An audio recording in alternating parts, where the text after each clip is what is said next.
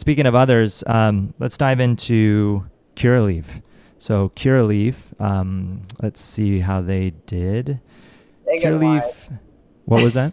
Big and wide. Big and wide. Select vape carts for everyone. Just here we go.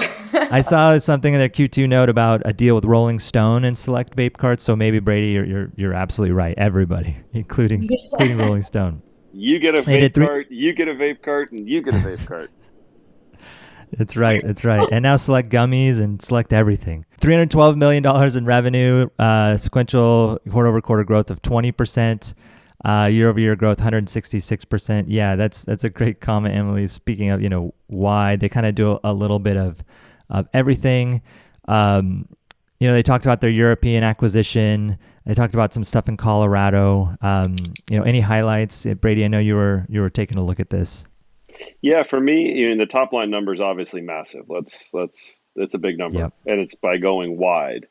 I don't necessarily know, based on the management commentary, that the management or the company kind of understands who they want to be versus who they don't want to be. I think they're truly trying to be everything to everybody in this space.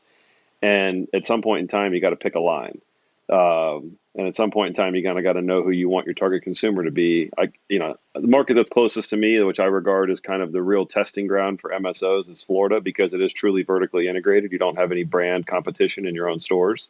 So I'm not talking about Florida just because I live there, but it's truly one of the only markets where you have to do every phase of the business. But you can also curate and do real data testing on your brands. And Curaleaf, they've had a consistent eighth price of $35. Now they've grown their share rather substantially. They started the year, I want to say sub 10%. They got to be close to 15%. So they're eating into TrueLeaf share. TrueLeaf dropped almost 8 points in Florida as far as market share over the last 2 quarters, which is a pretty big drop. And a lot of that's being soaked up by Curaleaf, but they're spending money to get there. They're selling Ace at $30.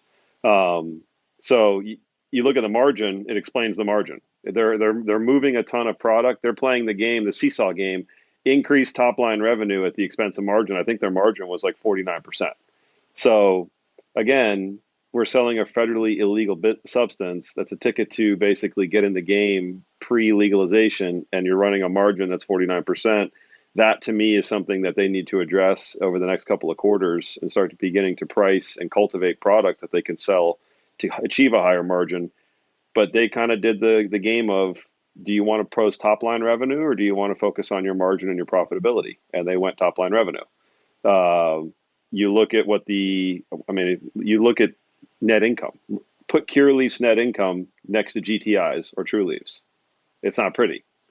So again, that's making a conscious decision. We're going to go top line revenue. We're not going to really care about margins yet or generating or going after being a profitable business just yet and generating good net income. So when you're in this business, you have to make that decision kind of early on. What do you want to be? Do you care about posting profitability? Do you care about an EBITDA, or do you care about top line? This one shows me they had a quarter based on top line. The challenge for them is going to be transitioning to making some of that come to the bottom line, get a margin at least with a 6 in front of it, if not a high 5, somewhere high 50s, low 60s. And let's get some net income. But other than that, it's a freaking massive top line number. It's a big number. It's very bigly. What do you think about the tax situation there? Yeah, it's tough. Yeah. Again, it's and if everyone thought 280E was going to get fixed, it's not coming anytime soon. And I still think it's yet to be seen what kind of drag the whole European acquisition is going to be on the U.S. side of things. Because if everyone thinks the U.S. is moving slow, I did a lot of early work in Europe, in both Italy, Northern Ireland, and the U.K. Back in my Sol Global days, and they are crawling along at a snail's pace. So I don't. At some point, that European acquisition, if you're looking at it through the lens of like 2030, I think Boris is going to look incredibly smart. If you're looking at it through the lens of anywhere between now and 2030, it's probably going to be a pain point that's going to keep dragging it down. I happen to agree with you. EMAC is they're strong, but it's just so small, so early, so fragmented, so slow. And I feel like Curaleaf is just like running out the gate since they got going in the US. And so it's a little bit of a pace mismatch, but I'm curious to see how that plays out too. Yeah, they definitely have that scale over there. It's about 15 markets that their retail stores are located in. So that is pretty wide when we compare to someone like Ascend, like we were talking earlier. And another kind of notable thing in their earnings commentary was they mentioned that they brought online 250,000 square feet of flower canopy during the first half of the year, with 40,000 planned for the second half of this year. And that was interesting. They didn't call out what markets that canopy was in. Could be spread across everywhere, could be spread where areas where they're more focused on wholesale, like New Jersey. But it does kind of remind me of some of the headlines that you'd get from some of the Canadian LPs, in the early days, right? It was all about canopy and how much can you produce and how big can you get. And so it does kind of indicate, what you're saying, Brady. It's trying to get that at scale, maybe not worried about that profitability question quite yet.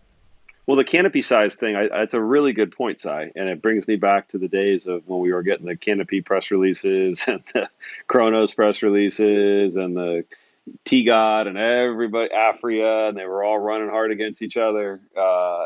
It doesn't really matter if it's all crap. And if there's a couple of those companies that all failed in Canada have taught us anything, if you grow a couple million square feet of weed that I wouldn't have smoked in high school, you're not going to be able to sell it. It's just not going to sell. So I don't really care how big your canopy is. Congratulations, you got 1 million square feet of mids that you're going to send to distillation, and you're going to incur and increase your cost of goods sold, drive down your margin, and you're eventually not going to be able to sell it.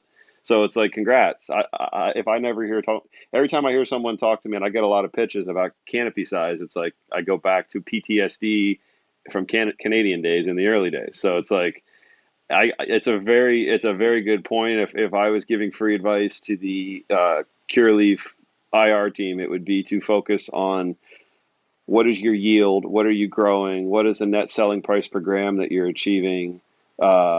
Those types of things are far more important to me than, okay, you've got 500,000 square feet in one state. Congrats. What are you producing out of there? Because in Florida, they're building 250,000 square feet, but they're selling it at $30 an eighth. Well, we'll see how that strategy plays out over time, and yeah. Select carts for all. Exactly.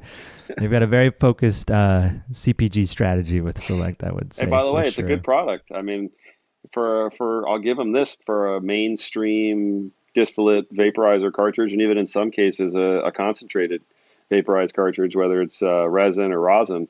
They're consistently very good. I mean, that was a good acquisition in the sense that it's a good product, run over run. It's a lot of Blue Dream for everybody, but it's run over run. It's pretty, I give them credit. It's consistent. And that's hard to do. Blue Dream for everybody. Brady, what was that strain you shared with us at that secret gathering that was so awesome? I think we had some runts, and then my personal favorite that we ever grew, the Capulator, the breeder, gave us his cut of Mac 1.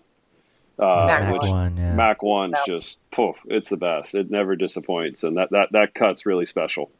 Yeah, I feel like that had me at hello, and I haven't stopped thinking about it. So there'll be plenty coming to Ojai in Vegas. Don't worry. Okay, good. I'm going to place my order today. All good.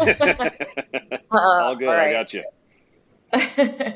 All right. Well, let's chat a bit about Green Thumb, GTI. So GTI revenue number is 221, almost 222 million in the quarter. Revenue growth of 14% sequentially, 85% year over year. Speaking of margins, their margins, gross margin, high 50s, or 55.4. Any commentary on GTI, Emily? I know you were looking at this earlier. Yeah, we've been long and loyal investors in GTI since before the word MSO or the phrase MSO existed. So definitely impressed by the way that it's actually really, again, just another difference is the way these guys really have focused in on cost of capital, preserving shareholder value, really focusing on, EBITDA and free cash flow. And they're just really thinking about how to run this business as efficiently as possible. And I remain impressed by that focus. And, there were a couple of mantras I noticed on the call. They were talking about the tidal wave of growth and also the this is day one. And I think their point is like, this is, they had another quarter over quarter, year over year growth, and they're just really establishing the the efficiency in their assets at this point, and yet they're continuing to explore ways to expand. So, they talked about their expansion into Virginia. They talked about their acquisition in Rhode Island, and, just seeing the continued tidal wave, as they say, of consumer demand. And, they do have that partnership with and they're bringing kind of a new lower dose product to the market. And so they're talking about how they're going to be addressing new market segments that are trying to get a stronger foothold into the industry, whereas in the past it had been a lot about the higher potency product. So, overall, I would say it was a great quarter, and it just continues to show they're bolstering their balance sheet. They're getting ready to lean in on some CapEx in the back half of the year. There were some questions from the analysts about, going forward, some margin compression and what they think will be happening. I didn't hear they're anticipating a lot of that, but, they are trying to stay above the 50% on net margin. And just overall, I heard a lot of strong things coming out of both Ben Kovler and the CFO, Anthony Georgiadis, who's been a prudent shepherd of capital over there this whole time. So. Yeah, they called out some things. Revenue growth was primarily driven by increased scale in consumer packaged goods and retail businesses. So the CPG side, I know they have brands like Rhythm, and I was looking because they did specifically call out markets, Illinois and Pennsylvania, as good growth markets for them. And Pennsylvania is about $1 billion run rate for 2021. And I was looking at how Pennsylvania did Q2. It was about $300 million in sales total, pre-tax. And the Rhythm brand generated about $12 million of that. And I think it was the top brand, or maybe number 2 out in Pennsylvania. So that's, good data to kind of back up what they're saying there about some of that growth. And they also entered Rhode Island and Virginia, newish markets, maybe not the biggest markets, but it puts them at 12 markets. Maybe that's 14 with those new markets, and 51 stores. So nothing to sneeze at. Their sequential comparable sales. Yep, they go crushed. ahead. No, they crushed. I mean, if you where I like is 4 quarters in a row of positive net income, and they retired some expensive debt and replaced it at 7%. To your point, Emily, Ben is crushing the game. They're the clear leader for me in earnings. This release, they win. Ben's crushed it. I actually got to spend some time with him. We were out in Aspen, and he was out there at the same time for a little bit. And, I like the Rhode Island acquisition personally. It's limited license state, open borders. I mean, it's a great state. And I've always been a fan, again, of a vertical market. So I love the Virginia acquisition. You're going to be able to get to scale. And if you get to scale, it's, again, you can control your own destiny. So I look at that positive net income number and compare it to everybody else on the list. He absolutely crushed it. You look at the EBITDA number. I mean, he's maintaining a healthy EBITDA margin. Big deal.